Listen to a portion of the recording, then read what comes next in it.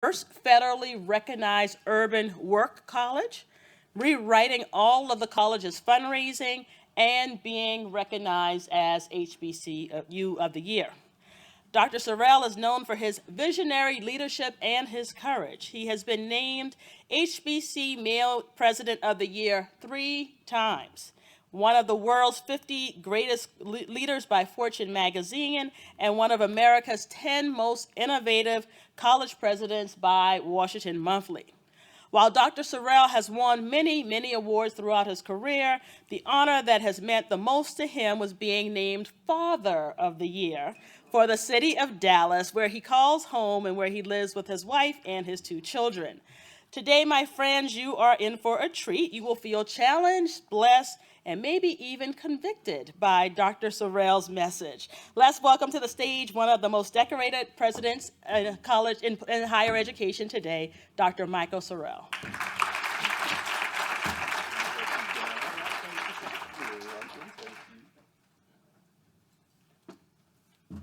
Good afternoon.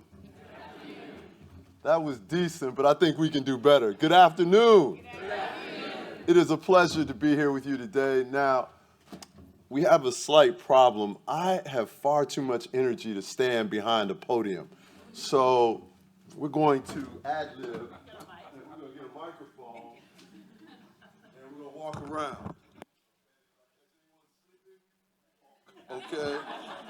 All right, so it is wonderful to be here with you today.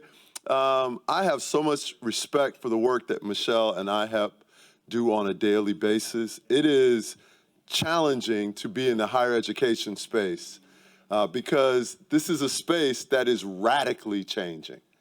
And it's radically changing in what I think is the most authentic and best way, from the ground up. When I became a college president 12 years ago, all anyone wanted to talk about was the elite schools, right? And looked for leadership and change from the elite schools. And I remember pointing out to people back then that in the history of mankind, revolutions never started from above, right? What do the people who rule have to revolt against, right? We don't have enough spoils? Like, that's not how it works. Revolutions start from below.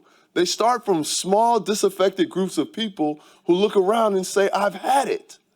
I have had it. I want something different. And then they start to create something different. So during the time that we are together now, and I'm going to come over here because I don't want you all to feel like you have no friends, okay?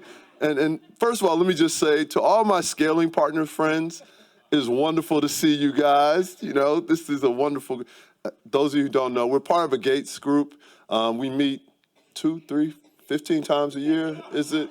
We meet a lot. We're discussing how you scale changes in higher education. What we've really done is made great friends, all right? So it's wonderful to see you guys. But my point is, in this era, change comes similarly to the way it's come throughout history, which is small groups of people who are unhappy make noise, and then they make a movement, and then things change for all of us. That's how it works. So today, for the time that we're together, we're going to talk about change. Or the way that we frame it at Paul Quinn College, we call it a revolution. Because when we started, we had no friends. Right? No, this is a true story. We had no friends. In fact, the friends we had jettisoned us, right? We were kicked out of all the organizations that we were a part of. People tried to take away our accreditation. I mean, it was bad. My first 2 years of being a college president, we lost 80% of our enrollment. Okay, which, by the way, not the way you want to start your career. Okay, not at all. So for the time we're together today, I want to talk about Paul Quinn College, but I really want to talk about us, right? And us is the higher education community and what we are capable of and what this country needs us to be capable of. So ladies and gentlemen, I want to welcome you to the revolution. This is my favorite quote. And one day we must ask the question, why are there 40 million poor people in America? By Dr. Martin Luther King Jr. Now, lots of people love the I Have a Dream version of Dr. King.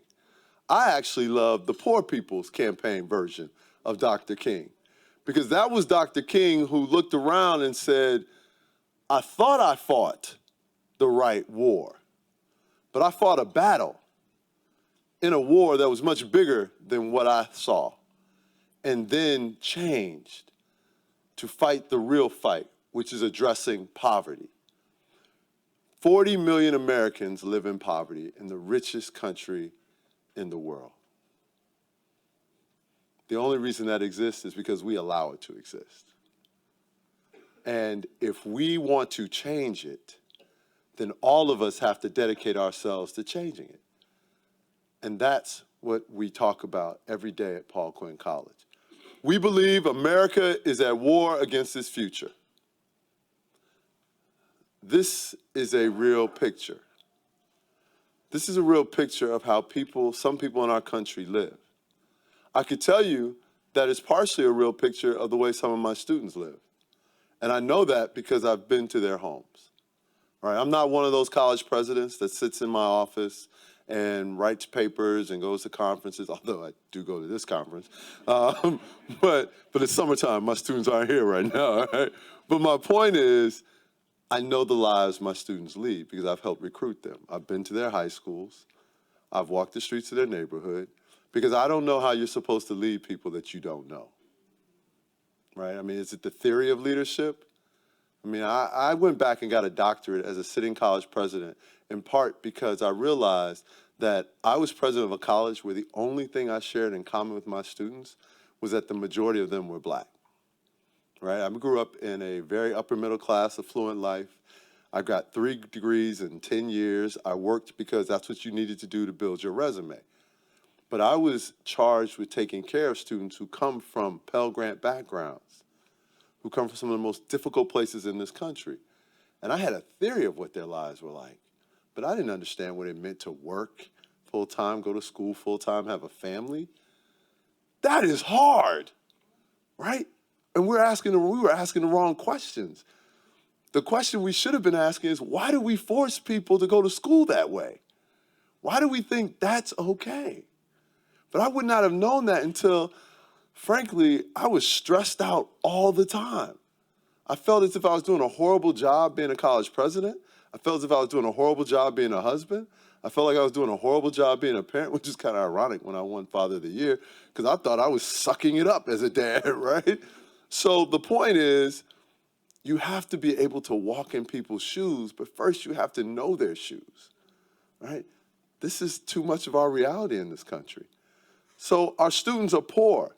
Do you know that the majority of students in public K through 12 education in this country live in low-income backgrounds and families? If you look at the map, the entire southern portion of our country, students are living in deep poverty and going to school. This means that those students are on free and reduced lunch plans, right? It means that if they aren't in school, they might not eat a balanced meal. How can we be okay with that? Right? How can we look at this map and feel anything other than anger that we've allowed this to be our reality? So our students are poor. Our students are unprepared. Only 46% of SAT takers in 2017 met the benchmark score for college readiness. Only 31% of Latino test takers met that mark. Only 20% of African American test takers met that mark. So our students are poor, they're unprepared for college, and our graduates apparently don't get any better after they complete college. So 79% of all employers want their entry-level hires to come to them with real-world work experience for entry-level jobs. Where are you supposed to get experience for entry-level jobs if you're entering the jobs when you come from college? Well, it turns out college students wish that colleges had helped them get real-world work experience. 50% of college students want that. So let's think about this for a moment. Your customer as an institution of higher education happens to be employers. And it also happens to be your students. I know some people get offended by the idea of calling the relationship a customer relationship. The students pay us. They're our customers, right? Our employer partners are unhappy. Our students are unhappy. The only people happy with this arrangement happens to be higher ed. This is a bad business model. This is why people are so angry at us. They have told us what they want, and we have not listened. You all act like this is okay, right? If my wife told me what she wanted and I continually didn't listen, okay, are you all married? Like, do you, right? This is a hard crowd. Let me just help you out for a little bit. You will not be married if that's your business model, okay? All right. So, colleges are too expensive. 70% of college graduates have significant debt.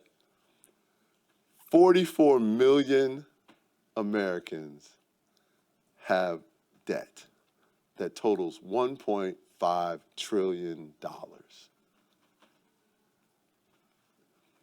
The average student loan debt in 2018 was $37,000. We have to be able to do better than that. It's hard to believe that we as a country aren't at war against our future when these are our numbers.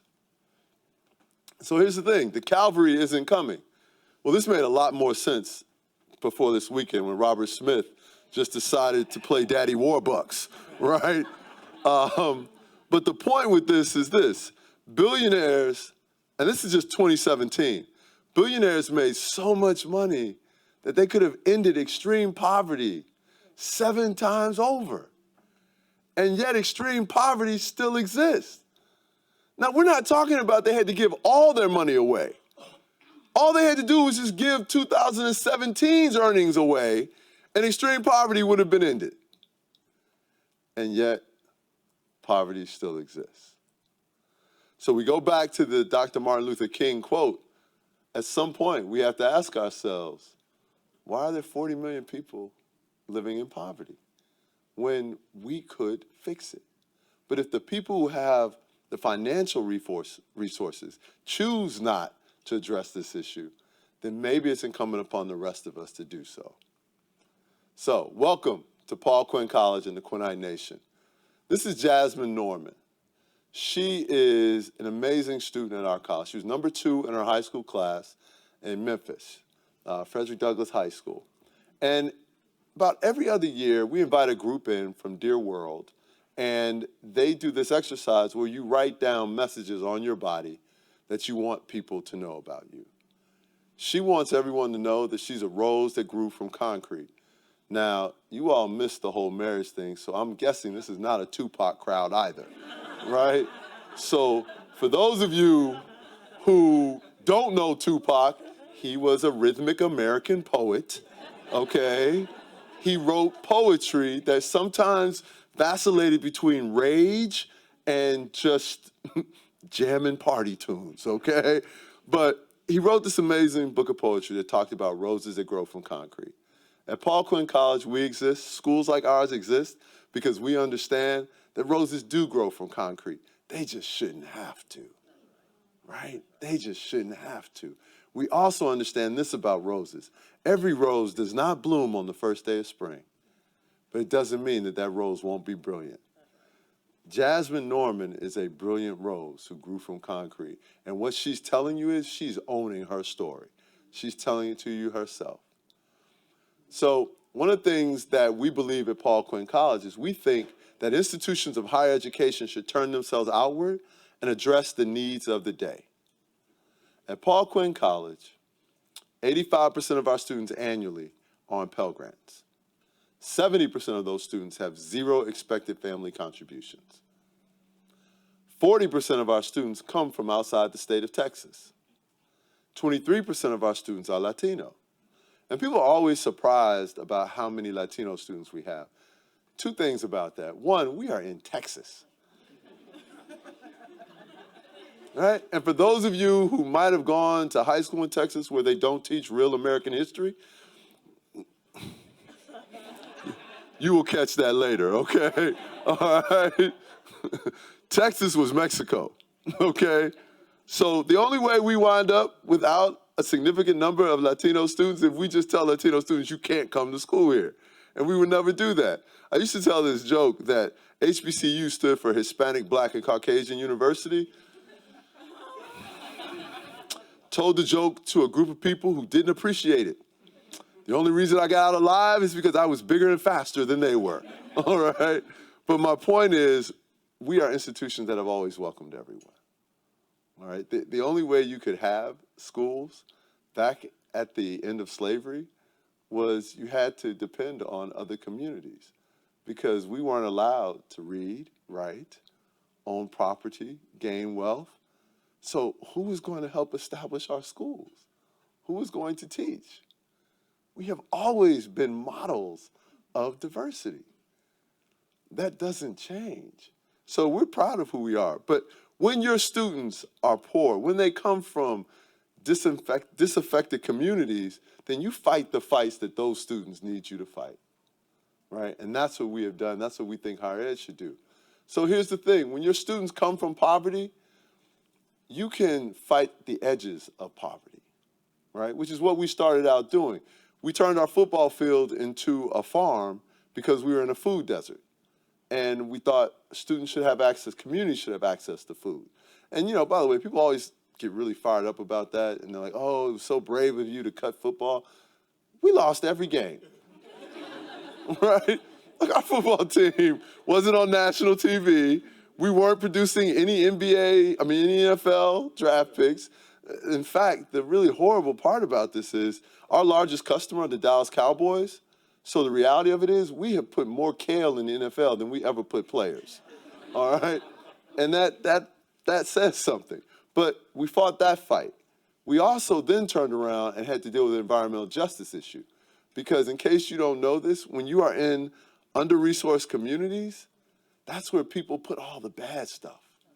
So 2 miles from our community that the college resides in is the city garbage dump. Okay? The city garbage dump. We were closer to the garbage dump than we were a grocery store. That's not your experience at Harvard. It's not your experience at Yale. It's not your experience at George Washington. I've been to Georgetown a lot. Not your experience at Georgetown. In fact, I can't figure out where the garbage dump is in D.C., okay? So my point is, you fight the fights that the people that you represent need fought. And increasingly, the fight that needs to be fought in America today is poverty. And you can play around the edges of poverty, or you can strike at its heart. And I've heard lots of people tell me, oh, you shouldn't talk about trying to end poverty. You can't end poverty. You're going to look silly. You're going to look stupid. Listen, here's to the crazy ones. Right? Here's the people who are crazy enough to think they can change the world. Because if you don't think you can, you never will. And we believe that the model we've created will give us a chance at doing that. And more importantly, if we fail, so what? At least we tried. And that's more important. So here's our solution. We believe in something called reality-based education. Here's the first step of it. Urban work colleges. So we created our own model of higher education. We looked around and thought, if 79% of employers want students to come with real-world work experience, if 50% of students want real-world work experience, why don't we create a model that accomplishes that, right? So for us, if you come to Paul Quinn College and you live on campus, you work. You get a job. And here's something else you should know. Everybody's working anyway. Over 75% of today's college students work more than 24 hours per week. But they're working in jobs that don't help establish them in their careers. And they're working job hours which put them at academic peril. I'm always fascinated when I go places and I hear faculty talk about, oh, the students are lazy. They're not working hard enough. The students are tired, right? Because they're working all the time. Like, and you have to understand that. So maybe instead of criticizing them, you develop systems that allow them to have it a little bit easier so they can do the work. That's what this does. We have taken the need for students to go out and find their own jobs in-house. we find the jobs for our students, right? Every student works somewhere between 10 and 16 hours per week, right? Because of that, and they work on campus and they work off campus. And because of that, we were able to cut tuition and fees by $10,000. Okay, so it costs, next year it'll cost less than $16,000 to go to Paul Quinn College, right? And you will come and you will get a job. And we've created the option for students to be able to graduate with about $10,000 of debt. Now, let me be very clear. Many of our students are borrowing more than that.